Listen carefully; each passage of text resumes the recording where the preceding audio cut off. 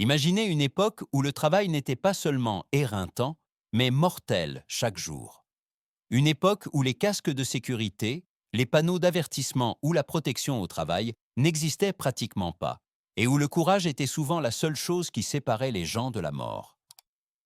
C'est exactement à cela que ressemblait le quotidien de nombreux hommes et femmes dans les années 1950. Alors qu'aujourd'hui nous parlons de lieux de travail sûrs, d'assurance et de machines modernes, des millions de personnes risquaient alors leur santé et leur vie, souvent pour un salaire de misère. Ils travaillaient sous terre, respiraient des substances toxiques, se tenaient sur des constructions instables ou se déplaçaient quotidiennement à quelques centimètres seulement d'une mort certaine. Ces métiers étaient considérés comme normaux, voire nécessaires, mais leur prix était élevé. Dans cette vidéo, nous remontons le temps à une époque où le travail exigeait de réels sacrifices. Nous vous montrons 10 métiers extrêmement dangereux des années 1950, qui ont aujourd'hui presque entièrement disparu. Des professions qui ont façonné l'Europe, nourri des générations et coûté d'innombrables vies. Restez connectés, car les premières places vont particulièrement vous choquer. 1. Mineur de charbon. Dans les années 1950, l'extraction du charbon était l'un des métiers les plus dangereux d'Europe. Chaque jour, des milliers d'hommes descendaient profondément sous terre, dans des galeries étroites et sombres, avec peu d'air frais. La roche au-dessus de leur tête était souvent instable, et des effondrements ou des explosions dues à l'accumulation de méthane menaçaient à tout moment. Les vêtements de protection étaient de minimes. Les normes de sécurité en étaient encore à leur début. Outre les accidents soudains, un danger lent et invisible guettait. La fine poussière de charbon se déposait dans les poumons et entraînait chez de nombreux mineurs la silicose ou poumon noir, une maladie incurable qui rendait la respiration de plus en plus difficile. Néanmoins, le métier restait vital pour de nombreuses familles.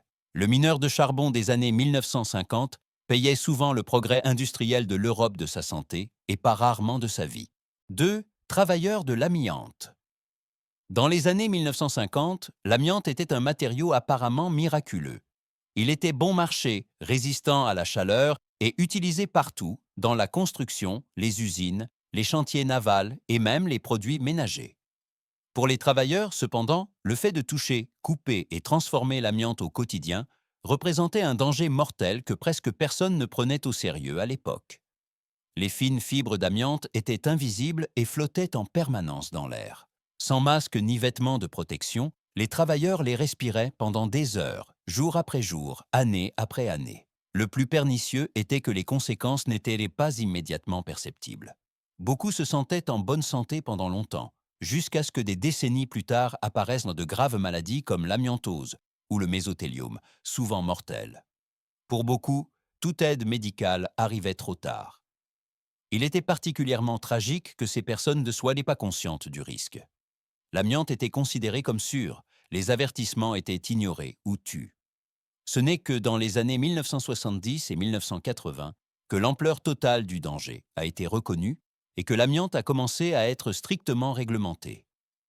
Les travailleurs des années 1950 ont payé un prix élevé pour cela, car leur travail a laissé des dommages qui ont duré toute une vie.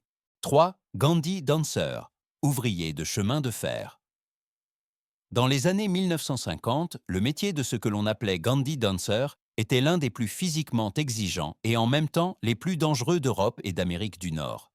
Ces hommes étaient chargés d'aligner, de réparer et d'entretenir les rails de chemin de fer exclusivement à la force musculaire. Les machines modernes étaient rares. Au lieu de cela, ils travaillaient avec de lourds marteaux, des pinces et des barres métalliques, souvent pendant des heures à ciel ouvert. Le travail exigeait une précision absolue, car la moindre erreur pouvait avoir des conséquences fatales. Pendant qu'ils travaillaient sur les voies, des trains passaient à grande vitesse, souvent à quelques mètres seulement. Un moment d'inattention pouvait suffire pour être heurté par un train. S'y ajoutaient des conditions météorologiques extrêmes, de la chaleur estivale écrasante au froid glacial qui poussait le corps à ses limites. Le nom Gandhi Dancer est né des mouvements rythmés des travailleurs, qui, en levant et abaissant les rails simultanément, ressemblaient presque à une danse. Mais derrière ce terme presque poétique se cachait un quotidien rempli de risques, d'épuisement et de blessures. Avec l'utilisation de machines modernes de pose de voie, ce métier a progressivement disparu, mais il reste un symbole impressionnant de la dangerosité du travail physique dans les années 1950. 4.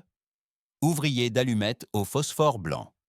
Dans les années 1950, les fabriques d'allumettes semblaient inoffensives à première vue, mais pour les ouvriers, elles cachaient une réalité cruelle. Dans de nombreuses usines, on utilisait encore du phosphore blanc, une substance hautement toxique qui détruisait lentement le corps lors d'une manipulation quotidienne. Les gens travaillaient dans des pièces mal ventilées, respiraient des vapeurs toxiques et étaient constamment en contact avec ce matériau dangereux. La pire conséquence était ce que l'on appelait la mâchoire de phosphore, également connue sous le nom de Phossy Jaw. La mâchoire commençait littéralement à pourrir. Les personnes atteintes souffraient de douleurs intenses, d'inflammations purulentes, de visages déformés et d'une odeur insupportable.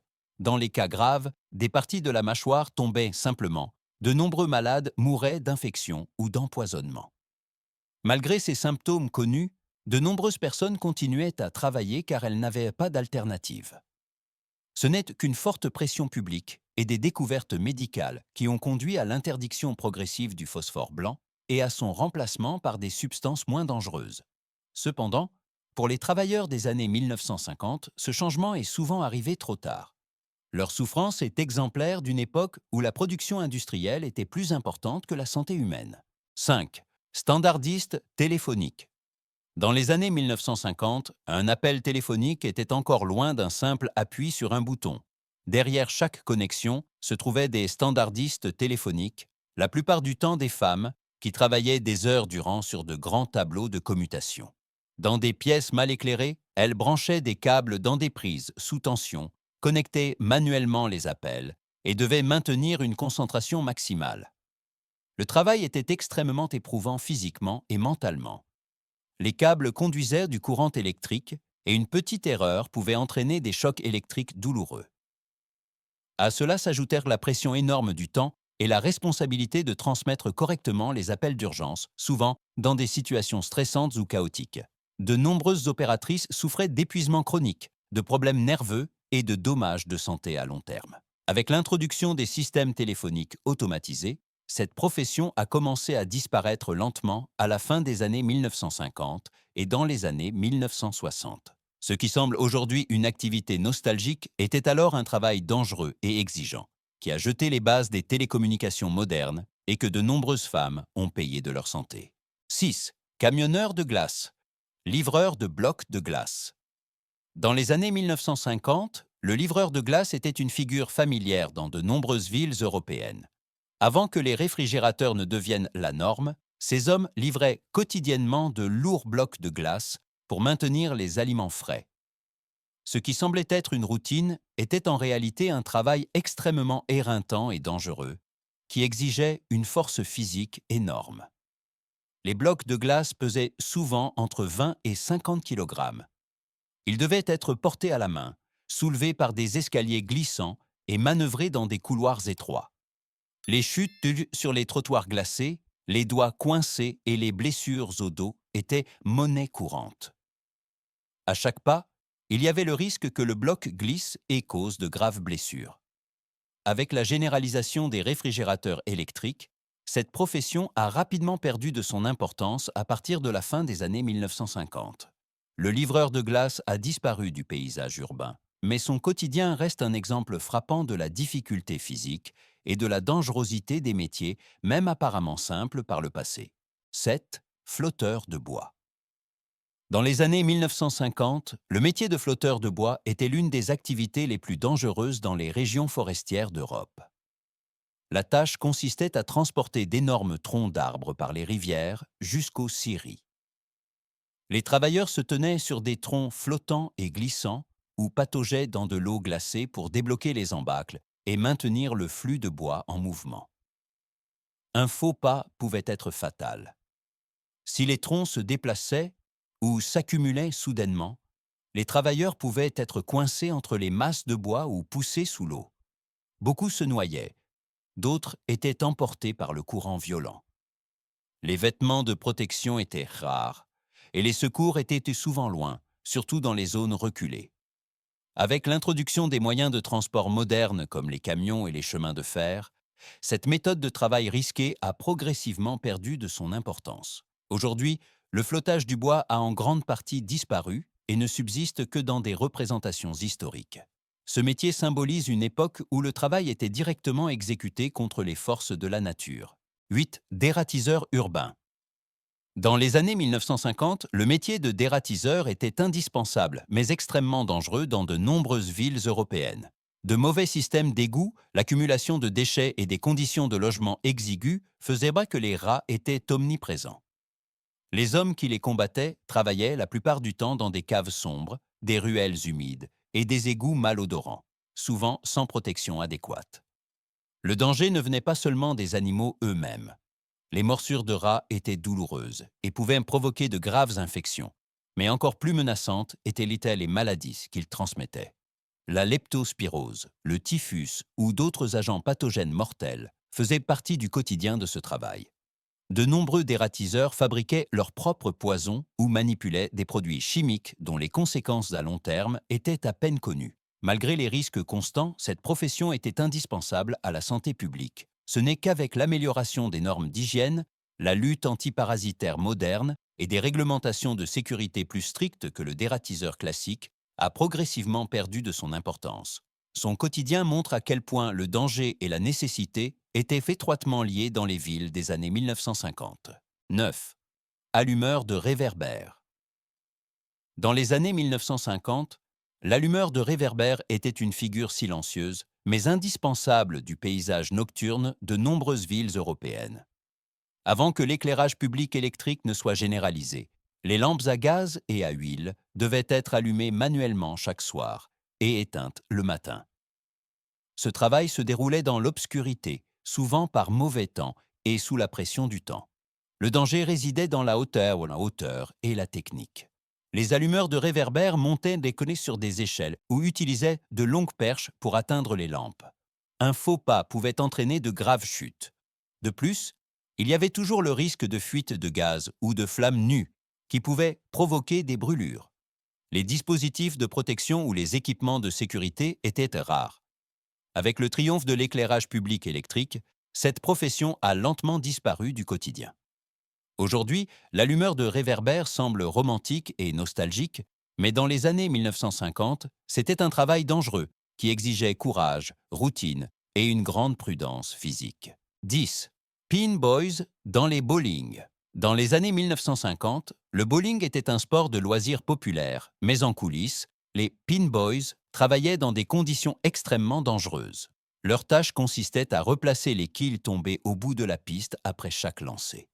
Pendant que les joueurs prenaient déjà leur élan pour le lancer suivant, ces jeunes travailleurs, pour la plupart, étaient accroupis au bout de la piste, à quelques mètres seulement de boules de bowling lourdes et roulant rapidement. Le travail exigeait une attention extrême et une action rapide. Un moment de retard pouvait entraîner une boule qui leur fonçait dessus sans être freinée. Les blessures aux mains, aux jambes ou à la tête n'étaient pas rares. À cela s'ajoutaient des environnements de travail mal éclairés et bruyants, où la concentration était particulièrement difficile. Les mesures de sécurité étaient quasiment inexistantes, et de nombreux pinboys travaillaient des heures sans pause. Avec l'introduction des replaceurs de quilles automatiques dans les années 1950, cette profession dangereuse a presque entièrement disparu. Ce qui restait invisible pour les visiteurs était un risque quotidien pour les pinboys. Leur travail marque la fin d'une époque où même le divertissement était lié à un réel danger de mort pour ceux qui travaillaient. Lorsque nous repensons aujourd'hui à ces métiers des années 1950, beaucoup de choses semblent à peine imaginables. À l'époque, le travail ne signifiait pas seulement de l'effort, mais souvent un danger quotidien pour la vie. Hommes et femmes allaient travailler le matin sans savoir s'ils reviendraient chez eux en bonne santé, ou même tout court, le soir. La protection, la sécurité et les droits des travailleurs étaient un luxe, pas une norme. Ces 10 métiers ne racontent pas des histoires de héros au sens classique. Ils parlent de sens du devoir, de nécessité et du sacrifice silencieux de générations entières. Sans ces personnes, il n'y aurait pas de progrès industriel, pas de villes, pas d'infrastructures telles que nous les connaissons aujourd'hui. Leurs souffrances et leurs forces ont rarement été reconnues, mais elles constituent le fondement de notre monde du travail moderne. Peut-être vivons-nous aujourd'hui plus en sécurité, mais ces histoires nous rappellent le prix élevé de ce progrès. Si ce voyage dans le passé vous a touché, alors restez connectés, abonnez-vous à la chaîne et continuez à nous suivre sur la trace des histoires oubliées qui ont façonné notre monde.